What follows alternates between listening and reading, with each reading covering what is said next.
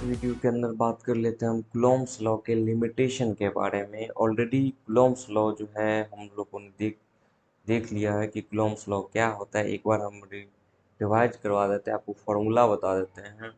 ठीक है, दो चार्ज के बीच में जो लगने वाला फोर्स होता है वो होता है इलेक्ट्रिक फोर्स, और वही इलेक्ट्रिक फोर्स का अगर आपको मैग्नीट्यूड पता करना हो, फोर्स पता करना हो, तो वहाँ पे हम यूज करते हैं कूलॉम्स लॉ। ठीक है, कूलॉम्स लॉ का जो फॉर्मूला था वो क्या था कि F इक्वल टू के Q1 Q2/r²। आपको कमेंट्स में ये बताना है, ठीक है, कि के का नाम क्या है और के का एसआई यूनिट और डायमेंशन क्या है। ये बात समझ में आ रहा है? और न्यूमेरिकल वैल्यू जो के का होता है वो कितना होता है। ठीक है, कमेंट्स में आप ये बताओ।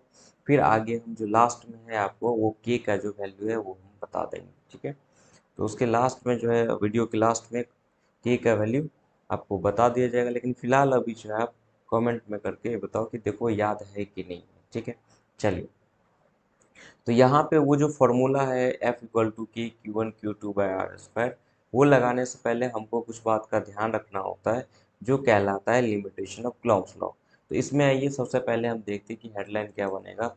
हेडलाइन हमारा क्या होगा, लिमिटेशन ऑफ कूलॉम्स लॉ। ठीक है, तो सबसे पहला जो है इसमें तीन ही लिमिटेशन है, आपसे दो पूछा जाता है तो दो आराम से लिख देना। ठीक है, अगर नहीं कुछ कहा जा रहा है तो तीन लिख दो, कोई दिक्कत वाली बात नहीं है। ठीक है, तो जिसमें पहला जो है आपका क्या लिखेंगे हम वो देख लेते हैं। ठीक है, तो Coulomb's law is valid for point charge only, है ना। आप कूलॉम्स लॉ का जब स्टेटमेंट पढ़े होंगे तो वहाँ पे ये चीज़ आया होगा कि कूलॉम्स लॉ जो है दो पॉइंट चार्ज के बीच लगने वाला फोर्स को कैलकुलेट करता है। ठीक है, तो अगर आप डिस्ट्रीब्यूटेड चार्ज पे इसको लगाओगे इस फॉर्मूला को, तो ये फॉर्मूला वहाँ पे काम नहीं करेगा। ठीक है, आपको क्या करना पड़ेगा, पॉइंट चार्ज का कॉन्सेप्ट लगाना पड़ेगा, वहाँ पे कंसीडर करना पड़ेगा। किसी भी तरीके से हमको दो पॉइंट चार्ज चाहिए।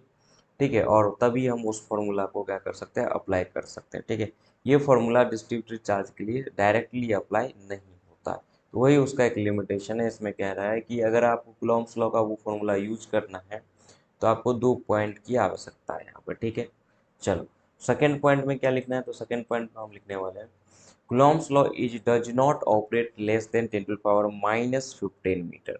ठीक है, अब यहाँ पे देखो 10⁻⁻15 मीटर को एक फर्मी भी कहा जाता है, और ये जो है हमारा न्यूक्लियस रेंज का है। ठीक है, न्यूक्लियस का जो रेंज होता है वो आपका 10⁻⁻15 के रेंज में होता है। और अगर दो चार्ज के बीच का डिस्टेंस न्यूक्लियर रेंज में चला जाए तो वहाँ पे इलेक्ट्रोस्टैटिक फोर्स कूलॉम्ब फोर्स न लग के हमारा वहाँ पे कौन सा लगता है, न्यूक्लियर फोर्स लगता है। ठीक है, तो ये अगर दो चार्ज के बीच में कोई भी दो प्रोटॉन या दो इलेक्ट्रॉन या प्रोटॉन इलेक्ट्रॉन के बीच में कोई भी दो चार्ज के बीच का डिस्टेंस अगर आप क्या कर देते हैं, इससे कम कर देते हैं, तो वहाँ पे कूलॉम्ब्स का फोर्स जो है या कूलॉम्ब्स लॉ जो है वो वैलिड नहीं होगा। ठीक है, वहाँ पे जो है कौन सा फोर्स आ जाएगा, आपका न्यूक्लियर फोर्स आ जाएगा। ठीक है, तो इसलिए ये कहा जा रहा है कि कूलॉम्ब्स लॉ का जो फॉर्मूला है वो आपका 10⁻⁻15 मीटर के रेंज में नहीं लगा सकते। हाँ, उससे ऊपर लगेगा, एटॉमिक लेवल पे लगेगा। जैसे एटॉम का साइज होता है आपका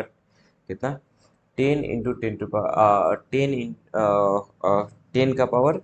10⁻10 मीटर। ठीक है, मतलब एक एंगस्ट्रॉम उस वाले रेंज में लगता है। ठीक है, खैर इस बात से लेना देना नहीं क्या है।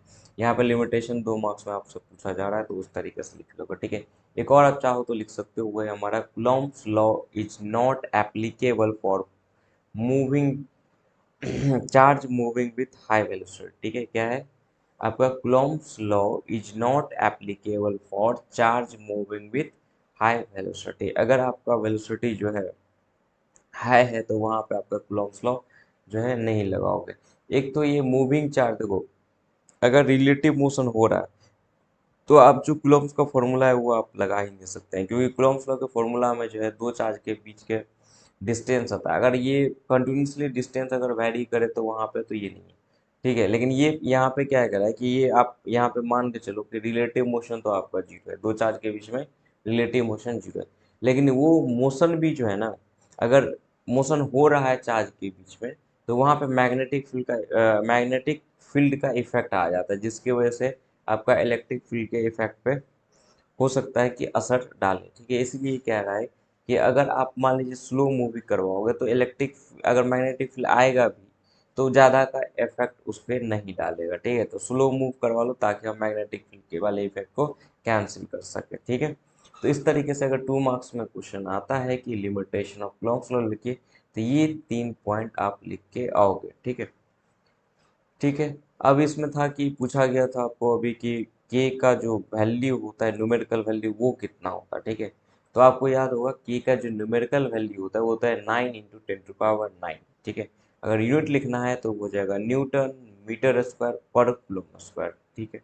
वैसे के का जो वैल्यू होता है वो होता है 1/4πε0, ठीक है। जहाँ पे एप्सिलॉन नॉट क्या है आप बताओगे और उसका वैल्यू क्या होगा वो आपको ही बताना है कमेंट सेक्शन में, ठीक है। चलो तो फिर इस वीडियो में जो है इतना ही।